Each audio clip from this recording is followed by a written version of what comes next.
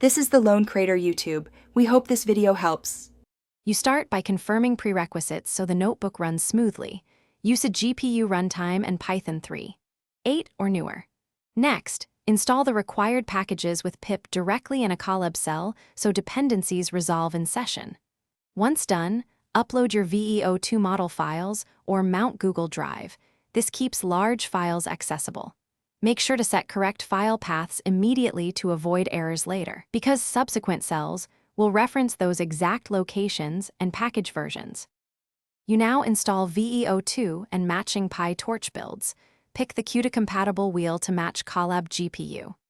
After installation, export any necessary environment variables and point the config.json to your uploaded model.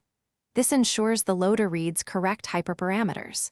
Then, in a cell, import the VEO2 API and load model weights into GPU memory. Run a tiny inference on a sample frame to verify shapes and memory. This step reveals mismatched versions or missing assets early. You execute the full VEO2 pipeline.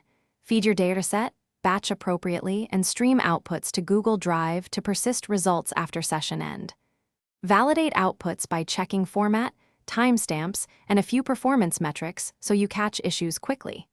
If something fails, first inspect CUDA versus PyTorch versions and GPU availability. Then recheck file paths and config keys, because most runtime errors stem from mismatched versions or wrong paths. If needed, restart the Thanks for watching. Consider subscribing if we helped you.